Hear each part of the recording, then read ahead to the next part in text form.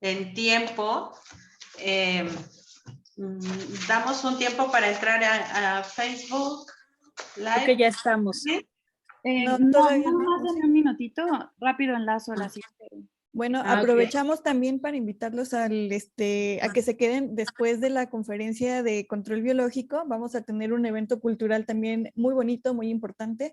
Vamos a tener a 3 chicas jóvenes oaxaqueñas, cada una en un ámbito artístico muy distinto, ya que una es cantante, la otra se dedica a declamar poesía y una más es muralista. Así que va a estar muy interesante y también quédense con nosotros. Muchachas, y de una vez aprovechemos la presentación y también el agradecerles por el tema del comité organizador, que estamos aquí en este tema de este ciclo de conferencias, Ana Karen, Flor, su servidora Alejandra. Entonces estamos haciendo y también lo mejor posible. Aislinn. Y Aislinn, y estamos haciendo lo mejor posible y ojalá que todo les guste a todos los que nos escuchan, muchachos. Gracias. Bueno, no sé si está por aquí ya nuestra siguiente ponente. Que le habiliten el le micrófono. pueden habilitar, así es, habilitar el micrófono. Ella está como Tamarixia 2, me parece. Y el compartir pantalla. Como Tamarixia 2, para que le habiliten el micrófono. Ah, ok. Listo, ya está. Y el compartir pantalla también, por favor. Sí, listo. Ok. Bueno, ¿estás por aquí, María Dolores? Sí, ya estoy por aquí. Estoy intentando compartir la pantalla. Ok. Permíteme tantito. Gracias. Mientras la semblanza, ¿no? Sabemos que hay muchas personas esperando tu conferencia. Bueno, presentamos a la ingeniero. Listo. No puedo. Bueno, la ingeniero María Dolores Cancino es originaria de Mazatlán, Chiapas. Es ingeniero agrónomo, especialista en parasitología agrícola.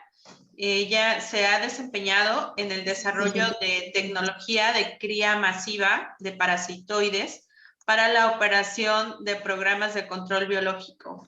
Ha realizado estudios de enemigos naturales relacionados con la mosca del mango, acerca de parasitoides de la mosca de vinagre, de alas manchadas, Drosophila suzuki y del cílido asiático de los cítricos, Diaporina citri. Desde el 2014 se desempeña como profesional del Centro Nacional de Referencia de Control Biológico y actualmente es coordinadora operativa del Laboratorio Regional de Reproducción Masiva de Tamarixia radiata en Mérida, Yucatán, como parte del convenio de colaboración entre el CESBI y CENACIP. Bienvenida, ingeniero. Estaba conversando con ella y me decía que le podía decir Lolis Cancino. Bienvenida, Lolis.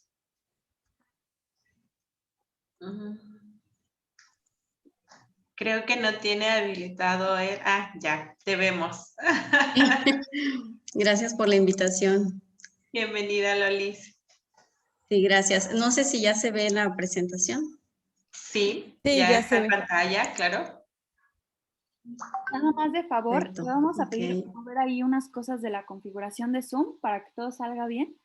En la parte superior o inferior va a aparecer como una barra horizontal de Zoom con varias opciones.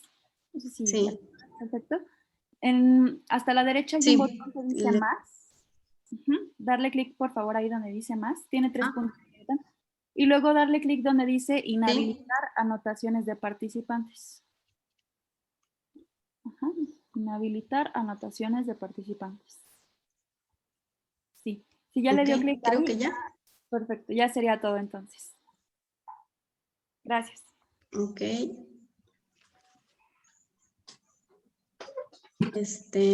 No sé si ya se ve porque Aquí no me aparece. Bien, creo que ya está. Sí, Sí. solamente ponerlo en modo... Ah, ya, ahora sí bien, todo bien. Sí, acaba de aparecer. Muy bien. Bueno, pues voy a tratar un tema un poco extenso, pero traté de hacer lo más resumido posible. Sobre todo este tema bastante importante, control biológico. Sabemos que el desarrollo de la agricultura moderna tiene muchas exigencias, sobre todo bajo la premisa de la protección de los recursos naturales. Entonces, bajo este aspecto, pues buscamos agentes de control biológico para el combate de plagas en lugar del uso excesivo de químicos. Sobre todo para generar tecnología y evitar un poco la contaminación, ¿sí? Como sabemos, pues cada vez estamos más preocupados por llevar alimentos sanos, alimentos inocuos a nuestras casas, cuidar qué es lo que consumen nuestros hijos, qué es lo que estamos dejando a las generaciones futuras. Y bueno, esta herramienta que les vengo a platicar, pues es bastante amigable con el medio ambiente, ¿no? Sobre todo esta parte que estamos cuidando de la ecología y del cuidado de la biodiversidad, entre otras cosas. Pero sin dejar a un lado, pues, la calidad de nuestros alimentos, ¿no? Que es lo que estamos necesitando y lo que estamos demandando. Entonces, para irme desviando un poquito hacia la parte de insectos, pues yo hago esta pregunta. ¿Los insectos son buenos o son malos? ¿Sí? De pronto nos imaginamos como insecto a una cucaracha y yo creo que todos tenemos miedos de decir, ¡ah, qué feo! Pero bueno, yo creo también que depende del contexto y bueno, las cucarachas están aquí por algo, ¿no? Entonces son parte de la cadena alimenticia de otros seres vivos y por lo tanto, pues viene a ser bueno para alguien más, ¿ok? Bien, pues la agricultura requiere muchas cosas, muchos procesos y también de ella, pues absorbemos preferentemente frutas, verduras y otras áreas, flores, que requieren del manejo agronómico. Y ahí es donde entramos nosotros, en la preparación que tenemos como egresados de Chapingo, pues estamos enfocados a este tema, ¿no? Principalmente a los aspectos de la agronomía. Entonces, en esta pequeña figura que ustedes pueden ver del lado derecho, me gustó mucho, la encontré por ahí en las redes sociales y la quise agarrar para hacer conciencia, sobre todo, ¿sí? De que poco a poco la biodiversidad va disminuyendo. Entonces, no es que culpemos al combate de plagas, ¿cierto? Pero tiene que ver con las decisiones que tomamos los productores, los agrónomos, los profesionistas y todos en general, quienes convivimos con la naturaleza, estamos pues de alguna forma modificando el ambiente y en este caso pues yendo hacia la minimización de algunas poblaciones y sobre todo este caso especial de los insectos.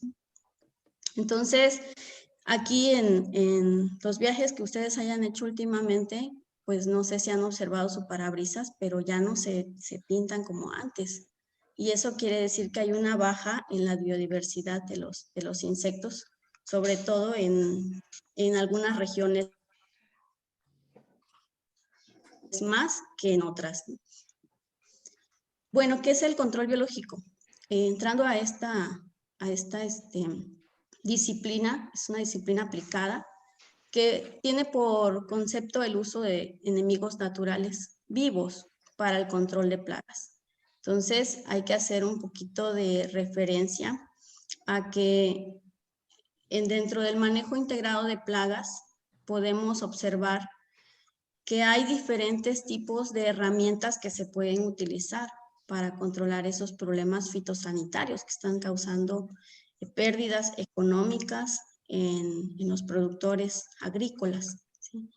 Y bueno, este concepto no se debe confundir con otras técnicas de control. Por ejemplo, la utilización de feromonas, los atrayentes, los repelentes, la técnica del insecto estéril, organismos genéticamente modificados que también son parte de las estrategias que se usan para el control de plagas.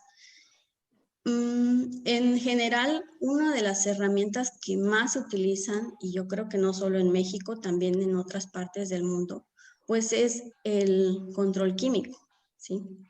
Y el control químico es bueno, pero ha habido un uso indiscriminado de estas sustancias, de estas moléculas, que cada vez es más difícil deshacernos de ellas y que persisten en el ambiente. Por lo tanto, estas moléculas pues vienen a contaminar ríos, mares, el suelo, mantos acuíferos, inclusive hasta los mismos trabajadores agrícolas son expuestos a este tipo de daño, ¿no? Y pensar en ciertas enfermedades que vienen a ocasionarse por el uso de estos productos que son usados sin responsabilidad.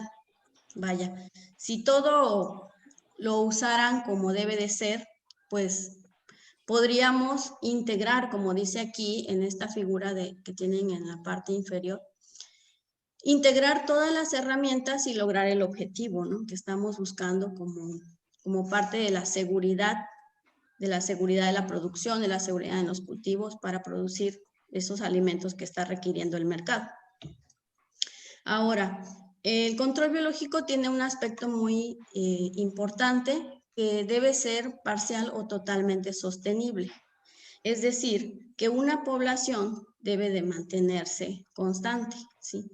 Y entrando a esta parte, aquí les pongo una pequeña gráfica que nos muestra dónde podemos ver que una población de insectos, cualquiera que sea, se puede llegar a convertir en plaga cuando se sale de su umbral económico.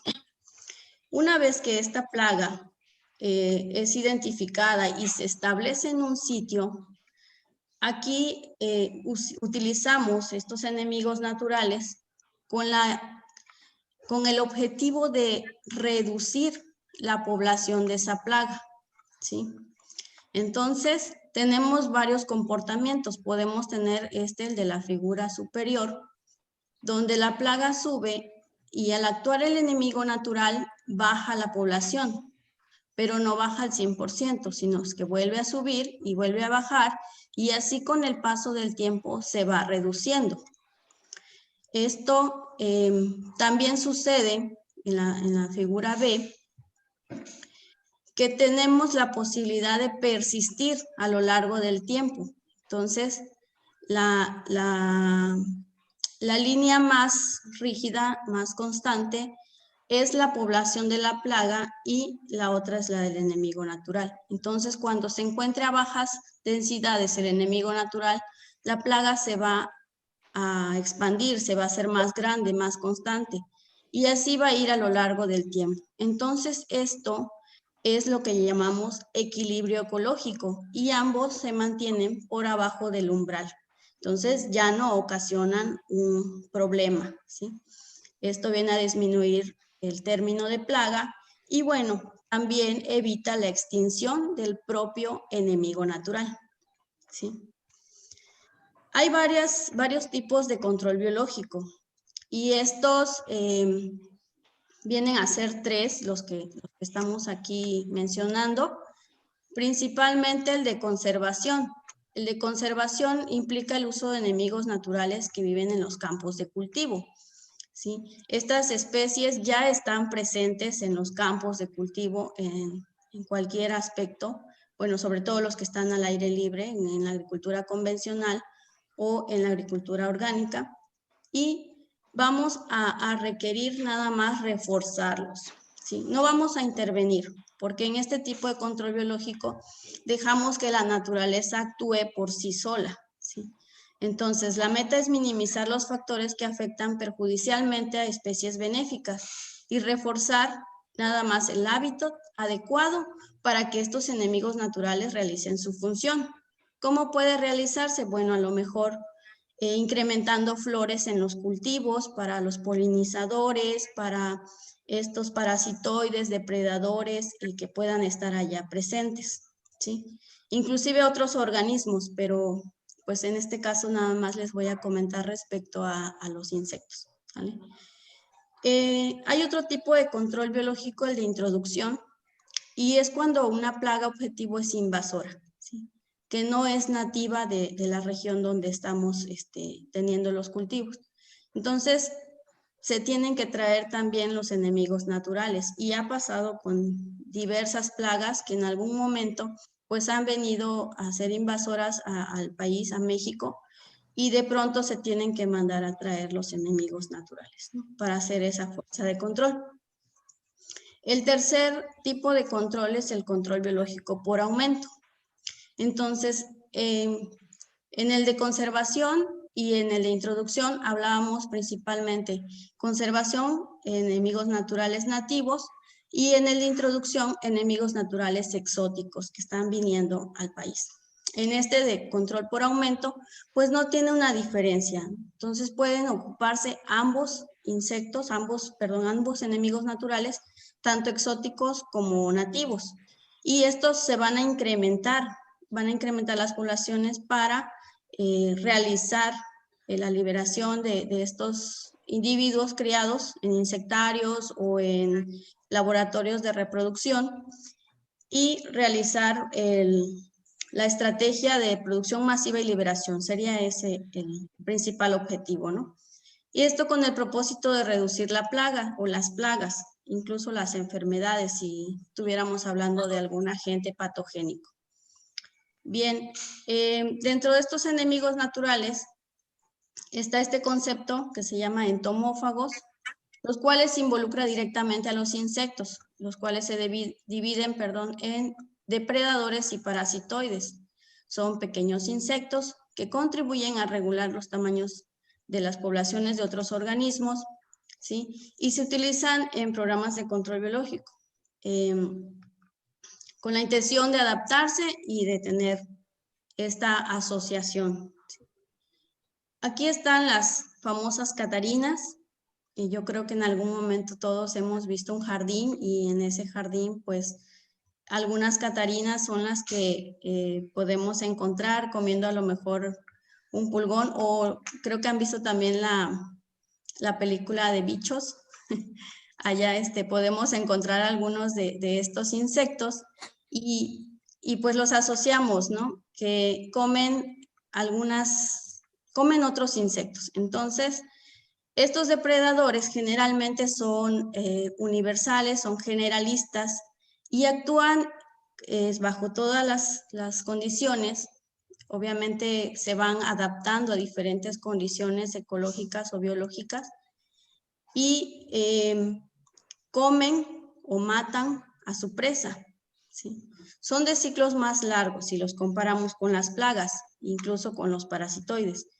Algunos están limitados en la fase inmadura porque no tienen alas, ¿sí? Y esto hace que se limiten nada más a la ramita donde están. Van a consumir la cantidad de insectos que haya en esa ramita. Vaya.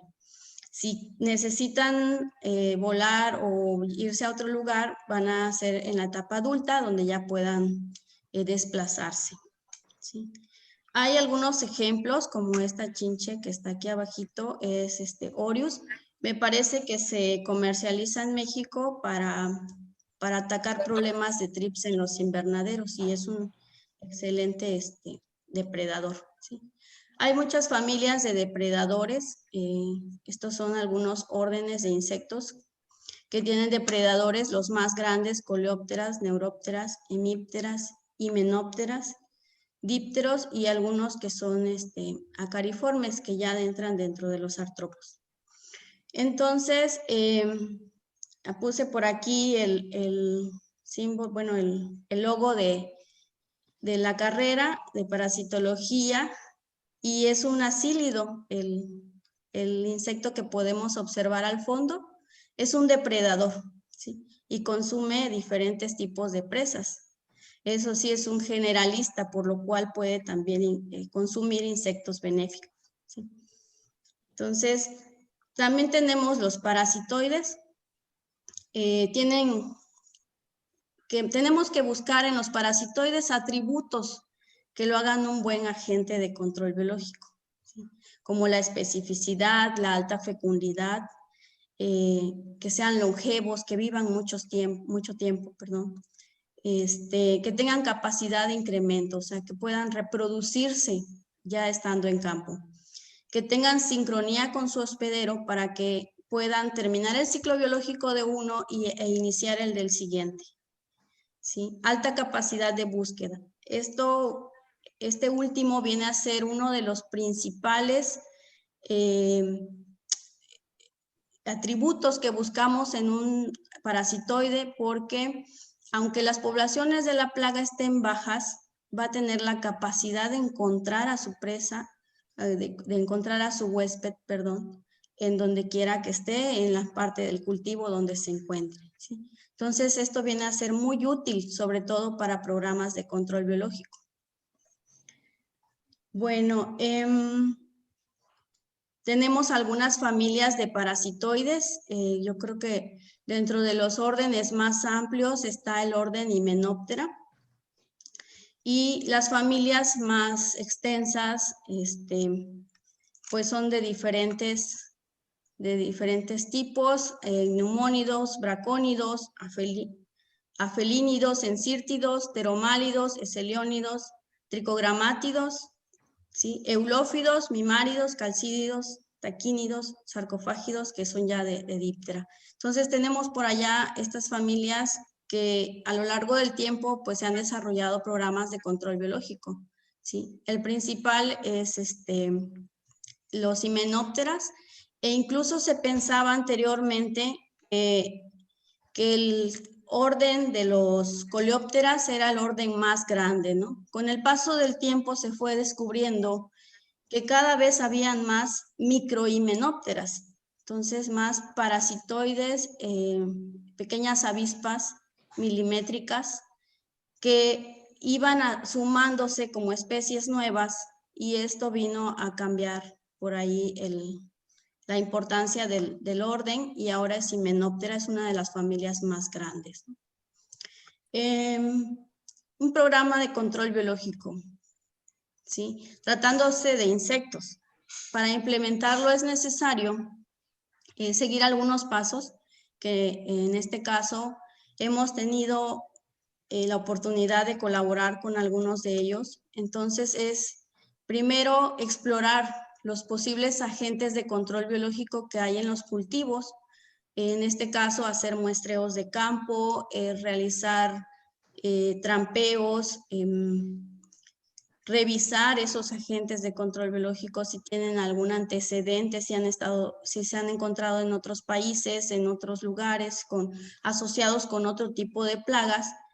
Y una vez que ya tenemos la información necesaria, seleccionar cuál de esos agentes de control biológico puede ser el más indicado para controlar una plaga, ¿sí? Una vez que hayamos definido 2 o 3 candidatos, llevarlos al laboratorio y hacer las evaluaciones de ese agente de control biológico.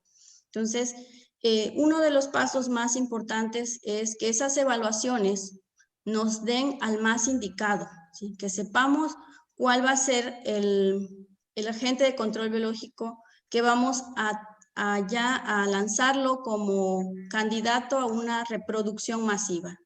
Entonces, venimos al cuarto paso, que es la producción de ese agente, y posteriormente la liberación, reincorporarlo a campo, pero con mayores herramientas donde se pueda adaptar y sobrevivir. O sea, que sea realmente sostenible, que se mantenga a lo largo del tiempo. Y bueno, posteriormente una evaluación. Esta evaluación va a ser para decidir si este programa o este proyecto está teniendo función, es evaluar en campo nuevamente, ¿sí? En México hay varios laboratorios, hay cerca de 60 laboratorios públicos y privados. Ofertan diferentes especies, un buen número son entomopatógenos. Este es otro término que involucra a muchos organismos benéficos. En este caso hablamos de otros reinos como son los hongos, las bacterias, virus, nemátodos, protozoarios, ¿sí? Y todos estos microorganismos también sirven para el control de plagas dentro del control biológico. Sin embargo, en este listado que tenemos a la derecha, pues están mostrando las especies de los de parasitoides que entran dentro de los entomófagos, ¿no? Entonces, en este listado hay varios de los programas que a lo largo del tiempo se han desarrollado en México y que recientemente se publicó información muy valiosa en el libro de Control Biológico, Principios y Fundamentos, del maestro Hugo César Arredondo Bernal. En este libro pueden encontrar ustedes muchos listados de diferentes enemigos naturales, ya sea parasitoides, depredadores, entomopatógenos, ¿sí? Y bueno, también nos da a conocer la disponibilidad de agentes de control biológico que hay en México y que podemos utilizar en cualquier momento, ¿no? ¿Para qué? Para darle esa otra alternativa al combate de plagas, pero no utilizando o no yéndonos de lleno y como primer eslabón de la cadena usar las moléculas químicas, sino darle oportunidad a estos organismos para que podamos ejercer la fuerza de control, ¿sí? Sin impactar de lleno al medio ambiente.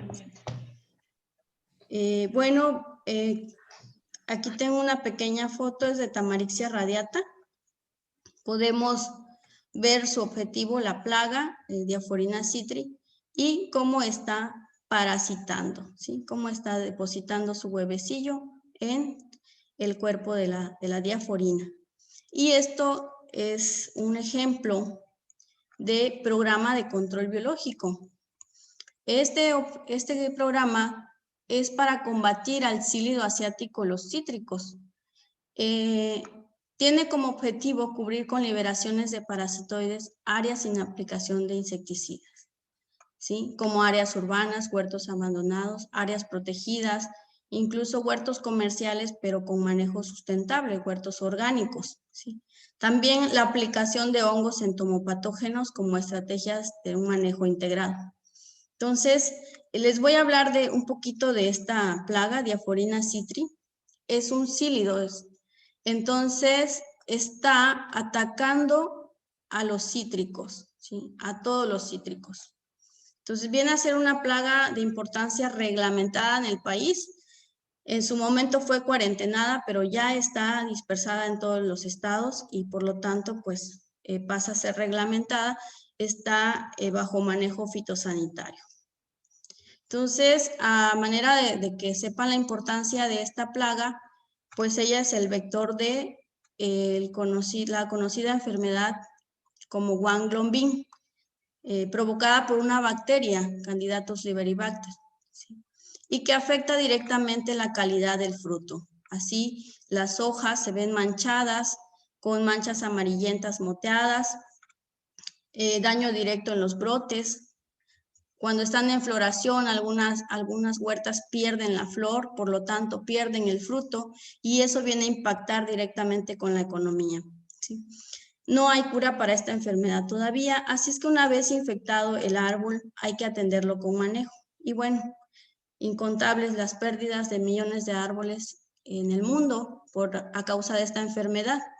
En México está presente en 24 de los 24 estados citrícolas, o sea, en todo el país. Y bueno, ¿por qué viene a ser importante o por qué utilizar el control biológico? Porque dentro del manejo integrado vamos a seguir los pasos que ya había mencionado para establecer un programa de control. Y por ahí vemos una tamarixia, no sé si se puede reproducir. Donde está buscando a su huésped para parasitarlo, ¿sí? Y también vemos a otros enemigos naturales que en su momento se estudiaron e incluso todavía hay investigadores que están reconociendo especies asociadas a esta plaga y de momento las investigan para saber si alguien puede tomar esa tecnología y aplicarla también en sus cultivos. Entonces, es así como en esta última imagen inferior podemos observar el parasitismo de Tamarixia. Ya veremos otras imágenes más adelante. Existe una campaña nacional que aplicada para este tipo de problema fitosanitario, y esta campaña maneja varias acciones, entre ellas el monitoreo, la exploración, el control químico, el control cultural, los muestreos y bueno, la supervisión de todas estas. ¿Sí? Y dentro de ellos, en este laboratorio, fungimos como proveedores principales de parasitoides para atacarlo de manera biológica. ¿Sí? Entonces, aquí al ladito podemos ver un mapa de cómo los estados van recibiendo el suministro de agentes de control biológico para el combate de la plaga que estamos hablando. Entonces, una de las herramientas. ¿Cómo estamos incursionados en la campaña? Pues mediante un proceso que se llama control regional, donde la campaña provee algún producto que esté en bajas cantidades de contaminación, es más, que sea aprobado por la COFEPRIS, y la contemplación de un producto biológico, en este caso para este problema Tamarixia radiata. Entonces, de manera que la campaña nacional pues está haciendo algún tipo de acción para poder involucrar este manejo integrado sobre un problema en especial. ¿Sí? ¿Por qué elegir Tamarixia radiata y no otros parasitoides? En este caso se eligió porque es el principal enemigo natural de este cílido. ¿Sí?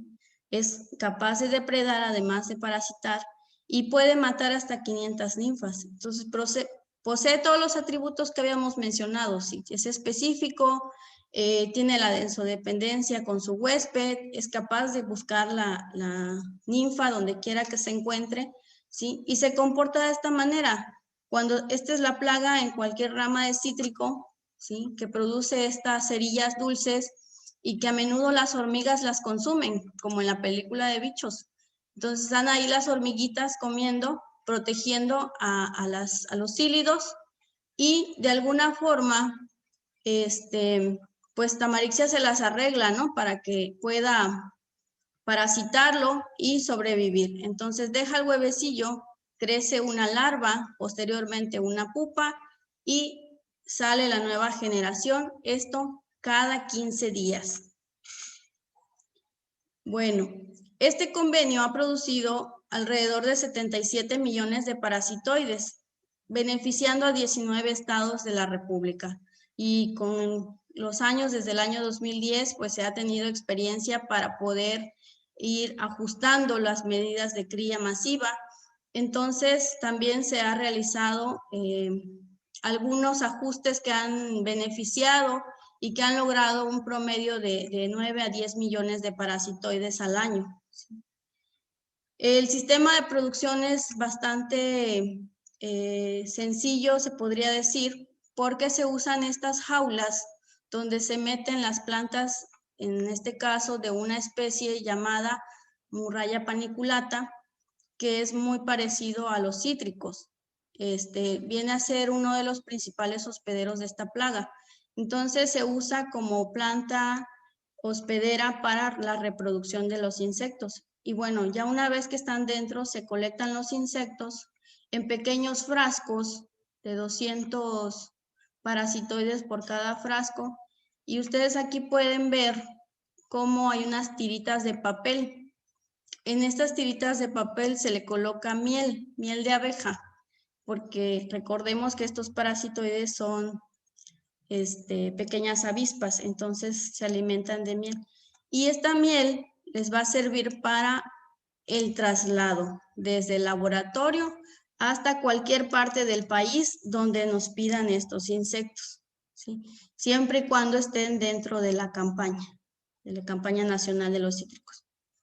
Entonces, van así dentro de hieleras con geles fríos, con una tapa acomodada para la ventilación y con su etiqueta que dice que contiene material biológico y que viaja de un lugar a otro por medio del programa de sanidad vegetal, ¿sí? para que pueda llegar al día siguiente a su destino y ser liberado lo antes posible, porque estas microabejitas pues en algún momento llegan a perder oxigenación si no se liberan rápido y pueden morir.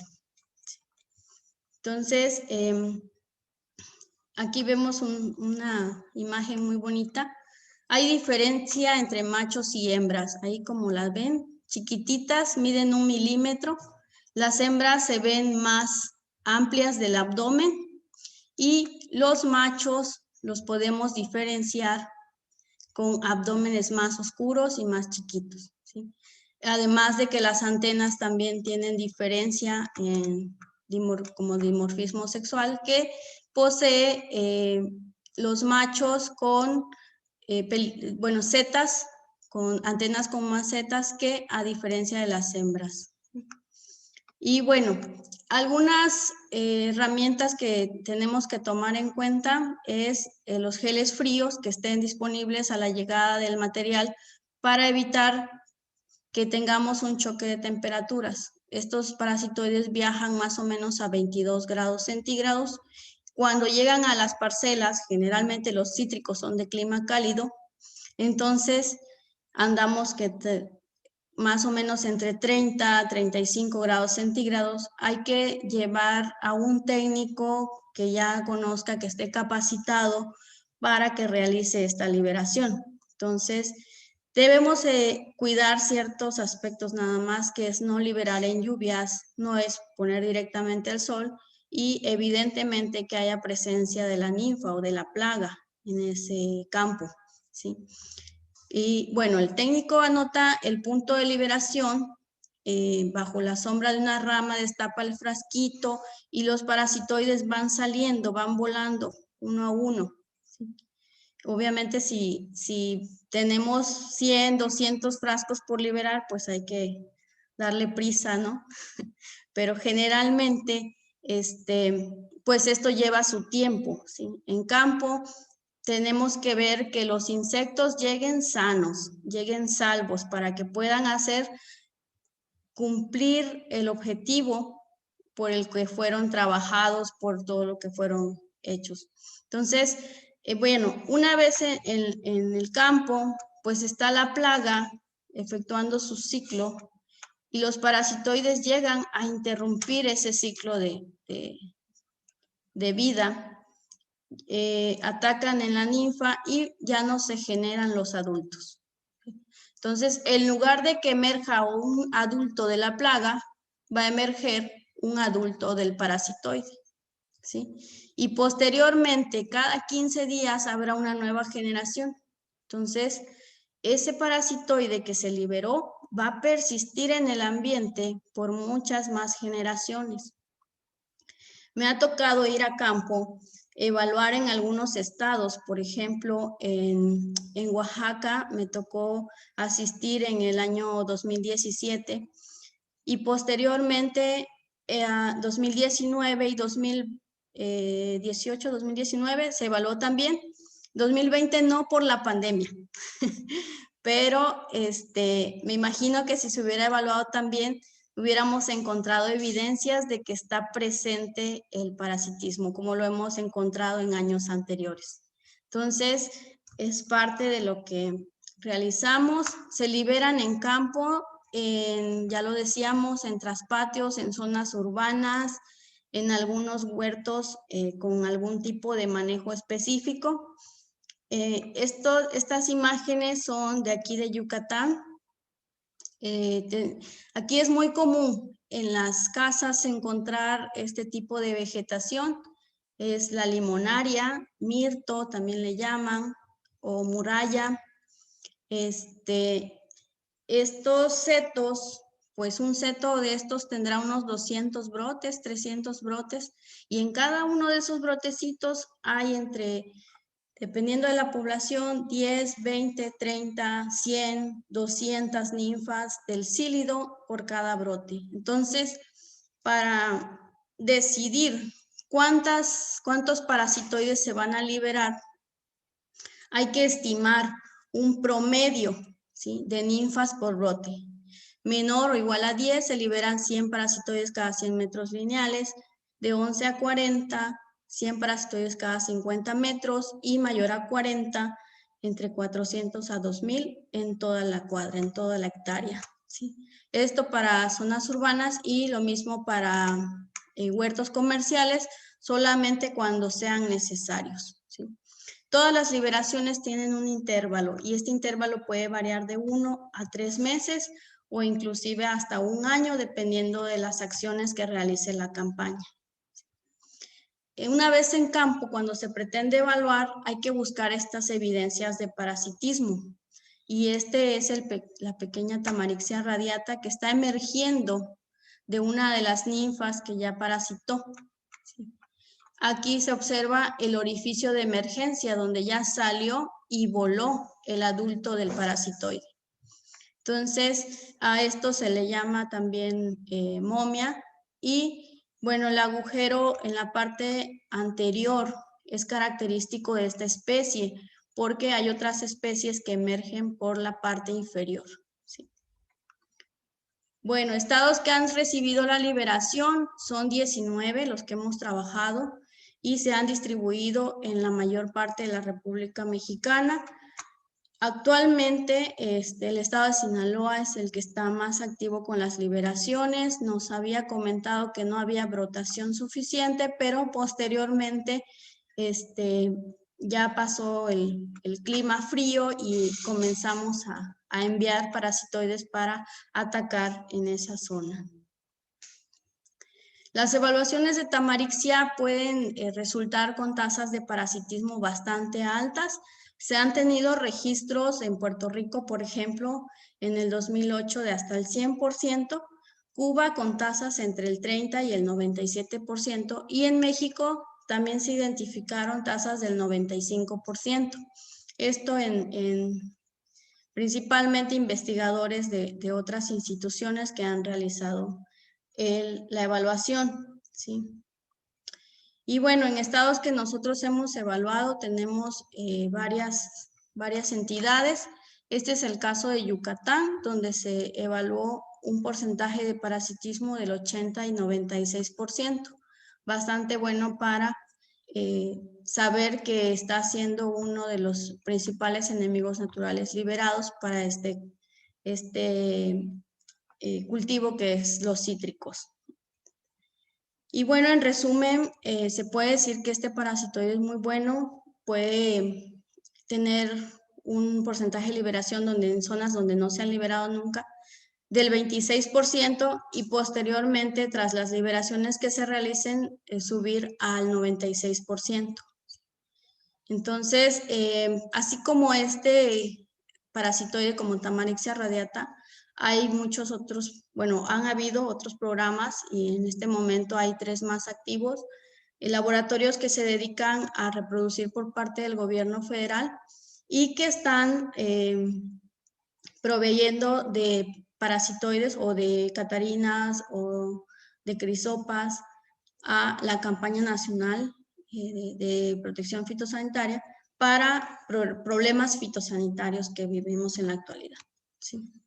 También se realizan capacitaciones a productores, porque parte de que esto funcione es concientizar a la población, ¿sí? A quienes reciben este beneficio. ¿Para qué? Para que cuiden también el aspecto del manejo fitosanitario de los productos del campo, ¿sí? También a los técnicos, estudiantes y apoyos de investigadores. Esta tecnología que se genera en este laboratorio y en varios otros que tiene el Centro Nacional de Referencia de Control Biológico, es una tecnología que es transferible, ¿sí? Estos pueden darse a laboratorios públicos, laboratorios privados, de diferentes países. Se ha capacitado gente de manera internacional y se ha colaborado con otras instituciones también, como el INIFAP, el Colpos, etcétera, que ayudan a, bueno, más bien que realizan investigación con esta plaga o con otros insectos, y pues que si se tienen acá en el centro, se dan para realizar dichas investigaciones. Entonces, ahí está parte de lo que se hace en este tipo tipo de programas de control biológico y principalmente pues enfocándolos a insectos benéficos. Ese es el equipo de producción que tenemos acá en el laboratorio. No es que las mujeres hagan el trabajo, pero sí estamos ganando en número. Somos 12 mujeres y 5 hombres en el área de producción. Y bueno, son las personas que colaboran día a día para hacer posible este proyecto y este programa de control biológico y beneficiar a diferentes áreas del país para el manejo fitosanitario de una plaga. Entonces, por aquí les dejo mi correo también y si hay preguntas, también puedo responderlas. Muchas preguntas, Lolis. La verdad es que creo que es un tema muy interesante, te apasiona y lo manejas muy bien. Tenemos en la audiencia muchas preguntas y personas no solo de México, sino hay personas del extranjero. Y bueno, todos quieren hacerte preguntas, intentaremos resumirlo. Bueno, te preguntan, ¿por qué los organismos genéticamente modificados no forman parte del control biológico? Ok, pues como lo dice el concepto mismo de control biológico, tenemos que usar insectos, bueno, no insectos, organismos benéficos vivos de manera natural, ¿no? Enemigos naturales, y quizás los genéticos modificados pues ya no entran en esa categoría. Sin embargo, este es un tema que en parte desconozco qué tanto se le hace a los organismos genéticamente modificados, pero sin embargo yo considero que podemos en algún momento tomarlo, ¿no? Tomarlos. ¿Por qué? Porque al fin y al cabo pues van a hacer un efecto, ¿no? Pero sí en algún momento está muy bien definido en los conceptos y todo lo de los principios de control biológico que esta sección pues queda fuera y entra más que nada en otro tipo de control que se llama el control etológico, donde incluso se usa la técnica del insecto estéril. Y si algunos saben, la técnica del insecto estéril tiene que ver con la irradiación de los insectos bueno, en este caso de los insectos, para liberarlos estériles y que puedan copular en campo con otro que sea fértil e ir inhibiendo la descendencia, ¿sí? De esa manera irlo eliminando. Entonces, ya no viene a ser la utilización de un organismo vivo sobre otro, ¿no? Que consuma o que mate a otro, sino es una asociación diferente para eliminar un problema, sí, pero no para comerlo o matarlo en este sentido. ¿Sale? Muy bien, gracias. Otra pregunta dice, ¿cuál es el umbral económico en determinado insecto o cultivo? ¿Y cómo puedes establecer o con base en qué o en qué factores, cómo puedes determinar cuál es ese umbral económico? El umbral económico va a depender de cada especie, pero siempre y cuando lo vas a considerar cuando ya te esté afectando, ¿no? Cuando sea un problema. Por ejemplo, los exportadores de frutillas. Los exportadores de frutillas tienen muchas normas y entre ellas dice que no pueden ver ni siquiera una mosca Drosophila suzuki o una bacteria de tal tipo porque con una que haya ya no va a pasar el producto, ¿sí? Así es. O en las moscas de la fruta, los mangos, no puede pasar un cargamento de una región en general si va una sola mosca en una evaluación que se haga. Entonces, el umbral va a depender de a quién le afecte, ¿sí? Puede ser que alguna norma permita hasta 10 ejemplares de algún organismo, ¿no? Pero tal vez porque 2 o 3 no son significativos. Sin embargo, en otros tipos de relaciones, como en este caso, en el caso de las moscas, una sola mosca que aparezca pues va a ser suficiente para definir que ese umbral económico ya llegó a su máximo y entonces ya se convierte en una plaga. Todo depende de el impacto que esté teniendo ese organismo. Ok, otra pregunta. Cuando se tiene insectos, vectores de enfermedades vasculares, ¿el control biológico es viable? Insectos vasculares, ¿cuáles serían? No, dice, cuando se tiene insectos, vectores de enfermedades vasculares, ¿el control biológico es viable? Es lo que estamos realizando. Precisamente Diaforina citri es un vector, ¿sí? Y sí está siendo conveniente. ¿Por qué? Porque estamos atacando las poblaciones de ese organismo, ¿sí? Y tal vez Tamarixia es solo una opción, pero posiblemente puedan involucrarse también los hongos entomopatógenos, como se ha hecho en otras áreas. Claro. Entonces, sí es posible y es definitivamente conveniente aplicar el control biológico, y trátese de organismos vectores o de plagas mismas. Bien. Pregunta, bueno, te comentan, dice, buenas tardes, soy docente de nivel bachillerato. ¿Podría recomendarme o proporcionarme algo de literatura o bibliografía en cuanto a control biológico? Te dejan unos datos, no sé si pudieras apoyarnos en ese sentido, claro, por favor. Sí, se me hace interesante gusto que se empiece a trabajar control biológico en estudiantes a temprana... nivel bachillerato. Exacto. Dice, buenas noches, como un insecto benéfico introducido, ¿no representa alguna alteración al equilibrio ecológico? Precisamente por eso era todo el listado de las evaluaciones, para ir descartando qué posibilidades hay de que alguno se llegue a convertir en un problema, ¿no? Y que no sea, y que simplemente por ese historial que pueda llegar a ser, afectar a otras plagas o a otros enemigos naturales incluso, ya quedaría descartado. Si fuera un organismo que va a desplazar a otra especie nativa, yo creo que en este caso depende de las autoridades que lo aprueben, el hecho de importar ese enemigo natural. Y para esto está el Centro Nacional de Referencia de Control Biológico, que es la autoridad principal en México para aceptar o rechazar la importación de un enemigo natural. Sí. Así es. Te comenta Mariana Gaitán, quiero iniciar con la identificación de organismos de control biológico en granos básicos. ¿Hay algún manual que puedas recomendar?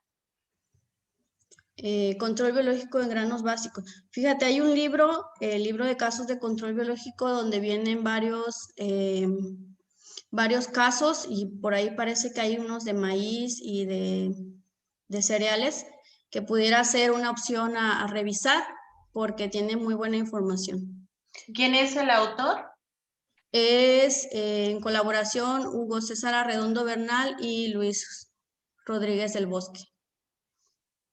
Ok. Hay otra pregunta. Tienes muchas. Nada más, mientras le paso las preguntas, les recuerdo a nuestra audiencia que mañana a las 10 de la mañana abriremos con otra conferencia que tiene que ver con plagas. Es con plagas en aduanas. Entonces, para los interesados, mañana seguimos a las 10 de la mañana con plagas. Bueno, dice, buenas tardes en México. ¿Hay un laboratorio que produzca un enemigo natural para descortezador? Entiendo que esta persona es de otro país. Ah, ok. No tengo conocimiento si hay para descortezadores. Sería interesante. Sí, pero hay un catálogo de laboratorios que lo puedes revisar en internet con acceso libre. Está en la página del Senacica, en la sección de control biológico, y ahí está la sección de todos los laboratorios que hay en México y las especies que producen las que venden también. Sí. Gracias. Dice, ¿es rentable el control biológico para producciones de cultivos grandes o excesivos o solo para los pequeños huertos? Pues los cítricos son un cultivo extenso. Así es. La caña de azúcar también, y hay los tricogramas que se liberan en caña de azúcar, en maíz, ¿sí? En cereales forrajeros para control de barrenadores, de palomillas en general. Entonces, definitivamente pues se aplican. Y las moscas de la fruta también son hectáreas y hectáreas y miles de hectáreas de productos de la agricultura que se manejan con control biológico, ¿sí? Es más, creo que toda la frontera sur y algunos estados que tienen problemas de la fruta, pues liberan, creo que ese laboratorio en Metapa, Chiapas, produce 50 millones de parasitoides a la semana para controlar moscas de la fruta, ¿sí? En extensiones inmensas, parte también claro. de programas. Así es. Digo, yo estoy en Ciudad Victoria, Tamaulipas. Estamos rodeados de la zona citrícola, o bueno, tenemos hacia una zona, tenemos la zona citrícola, es muy grande y sí se aplica control biológico. Bueno, dice, los insectos que se usan para control biológico pueden representar a la larga alguna problemática o pudieran representar un problema. Pues más bien sería quizás hacer el esfuerzo y de pronto tener pérdidas, ¿no? Entonces, que de alguna forma el ambiente no sea favorable y que ese enemigo natural no se desarrolle bien, pero que funcione como para convertirse en una plaga. Me pareció haber escuchado un caso donde una catarina, creo que es Harmonia excidiris, llegó a ser tanta la población de que se adaptó y que finalmente cuando ya no había nada que consumir, terminó por consumiéndose los brotes tiernos de las plantas. Entonces, por ahí podría haber una asociación o quizás un poco de desconocimiento en el tema, ¿no? Pero a lo mejor pudiera convertirse en un problema plaga después de haber sido un organismo benéfico, ¿sí? Entonces, habría que estudiar un poco más sobre esto. Bueno, dice, ¿cuál es el enemigo natural? O si tú tienes conocimiento del enemigo natural del picudo o barrenador del tejocote, muy dañino en el área de Puebla. Y pues hasta ahora solo tiene control químico, dice. Y es fuerte porque se lleva a todas las abejas. ¿Les gustaría conocer algo de control biológico? Ok, no, desconozco del picudo del tejocote. Ok. ¿Cuál es el proceso de transporte y liberación de Tamarixia? El proceso de transporte. Como le explicaba en unas imágenes, no sé si puedo regresar. Bueno, en la imagen de la hielera, una hielera de unicel para conservar un poco el frío a 22 grados centígrados. Ahí se depositan los frascos ya contenidos con Tamarixia radiata, que son 200 ejemplares por cada frasquito, y se acomodan de tal forma que pueda haber respiración, que pueda haber un poquito de aire dentro, la circulación de oxígeno, y que estos se mantengan con el frío un poco inactivos para cuando lleguen a campo, ir dando las condiciones lentamente para que la temperatura vaya elevándose y posteriormente llevarlo al campo, donde el técnico se va a hacer responsable de ese envío, ¿sí? El técnico es quien va a campo y lo lleva a los sitios donde se necesita. Entonces, va a la sombra de un árbol.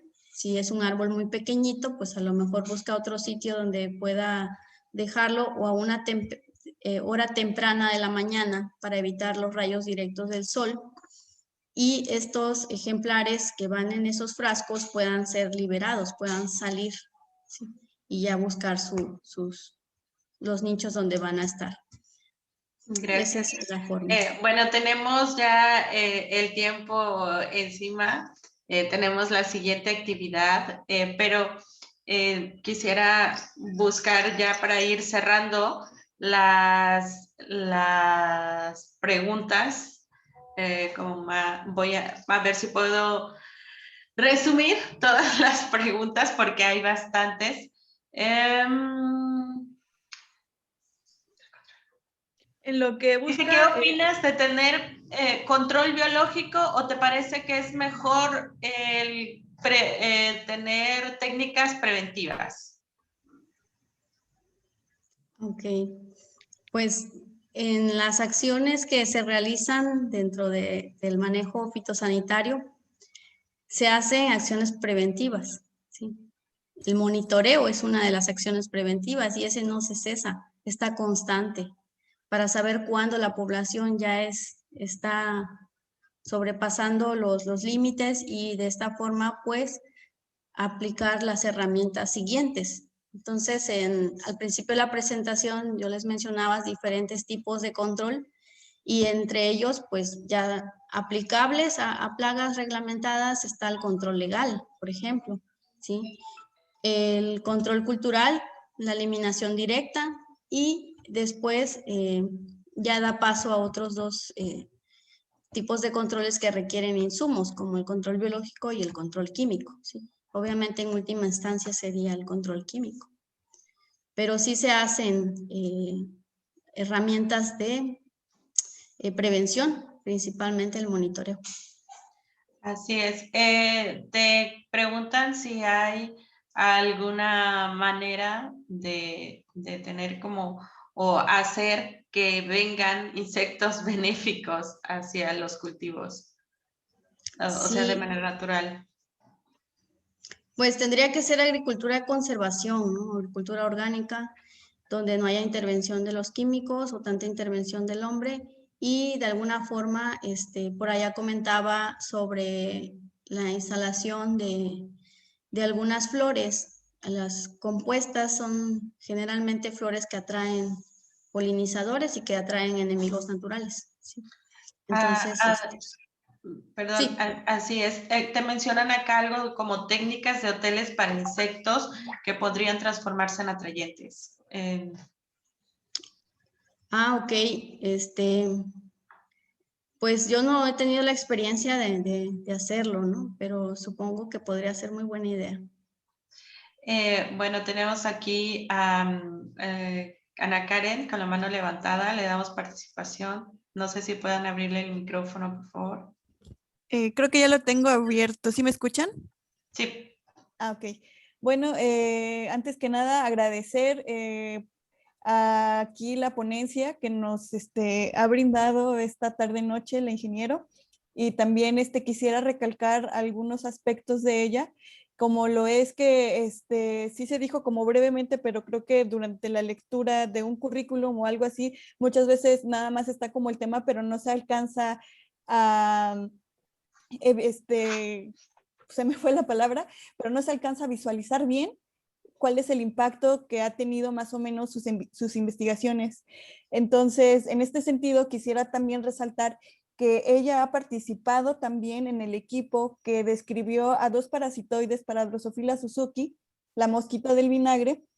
Ella identificó a 2 parasitoides, a Leptopilina boulardii y también a Pachycropidias vindame, si no mal me acuerdo, y si no mal lo pronuncio.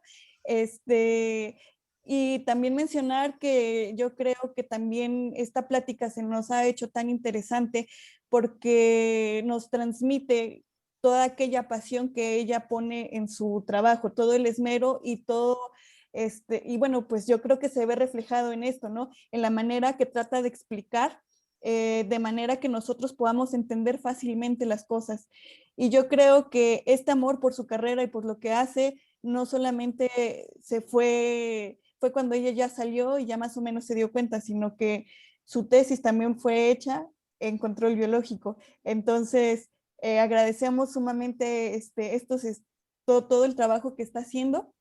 Y además decirle que, como ya lo comentó bien aquí la compañera Flor Lucero, también hay espectadores desde otras partes del continente. Por aquí me tocó ver algunos comentarios de algunas personas de Perú y también, y no sé qué otras más, pero esos fueron los que alcancé a ver. También algunas personas del Politécnico, etcétera. Y pues también hacer extensiva la felicitación por parte de la Federación. Muchas gracias, Karen. Bueno, hay muchas. Había una pregunta que había leído que decía que cuál era la diferencia entre una plaga cuarentenaria y una reglamentada. Que si nos podrías explicar la diferencia, por favor. Sí, claro. La plaga cuarentenaria, ahora que está de moda el tema de cuarentena, ¿no? Precisamente significa que es un área que está restringida, ¿no? Que no debe haber paso. Entonces, plagas cuarentenarias alude a un sitio donde no está presente. Entonces, una plaga cuarentenaria es que no está presente en esa región o en esa zona, ¿sí? Y hay que evitar que llegue. En cambio, una plaga reglamentada ya está presente, pero no está afectando, se podría decir, en una proporción tan grande, por lo cual todavía se encuentra bajo manejo fitosanitario. Entonces, es ahí la diferencia entre la cuarentenada, pues que no está presente y que hay que evitar, y en caso de que llegue, pues hay que erradicar porque no está presente, entonces no hay que dejar que se establezca. Y sin embargo, la reglamentada pues ya está establecida, nada más hay que mantenerla bajo densidades bajas de la población de ese organismo. Bueno, aquí hay una pregunta que yo creo que la haríamos para cerrar. Dice, con el cambio climático, ¿cuál ha sido una de las plagas que más ha crecido? O si ustedes han hecho evaluaciones con respecto a eso. Pues que sea definido con el cambio climático, pues no estoy tan asociada a eso, ¿no? Pero me hace pensar un poquito en el tema de los mosquitos, ¿sí? Que tanto han permanecido a lo largo de la historia. Entonces se han adaptado increíblemente y cada vez son vectores de múltiples enfermedades, por lo cual, ya saliéndonos un poquito de lo fitosanitario, pues esto agobia nuestra salud, ¿no? A la salud misma de nosotros. Y también en ese sentido se aplica control biológico. O sea que el control biológico va más allá de lo fitosanitario, también va a la parte de la salud. Y yo creo que este tema del control biológico viene a ser parte de lo que necesitamos ya aportar nuestro granito de arena, ya hacer un cambio en la toma de decisiones de contaminación o de cómo queremos nuestros productos, nuestros alimentos sanos, desde qué perspectiva lo estamos viendo y qué podemos aportar a la hora de decidir qué producto aplicar.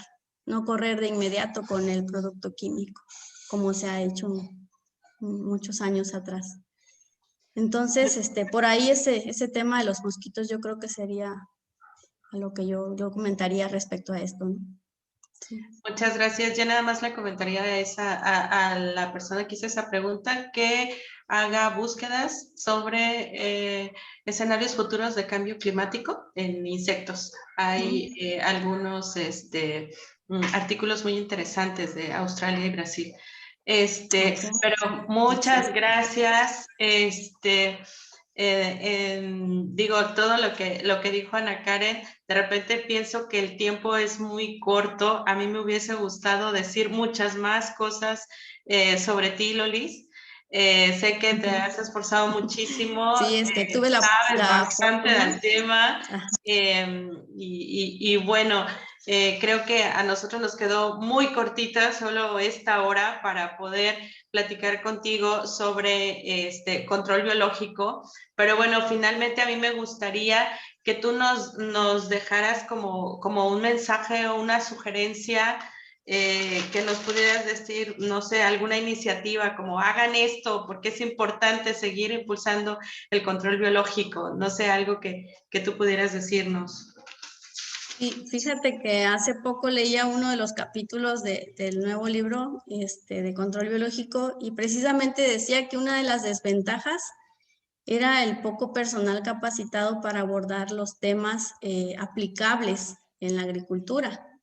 Y yo creo que las nuevas generaciones tendrían que ya venir un poquito más reforzados en este tema porque pues la agricultura orgánica está tomando más fuerza.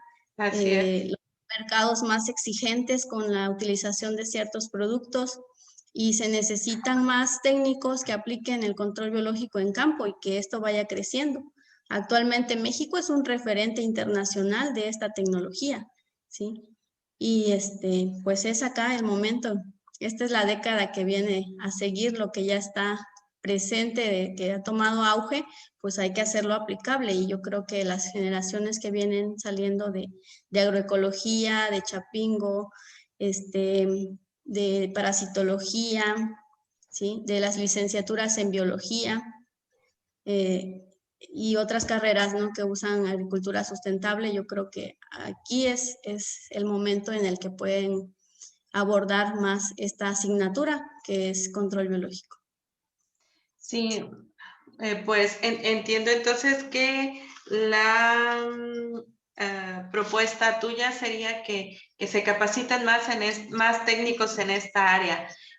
Perdón, ahorita que estabas tomando ese tema de la capacitación, en uno de los comentarios o preguntas, ahorita yo ya no la vi, pero hace ratito la había leído, y decía algo así como que si ustedes pueden ir a capacitar a algunos laboratorios, o incluso yo veía algo así como que era otro país, no sé si lo alcanzaste a leer, Ana Karen, pero...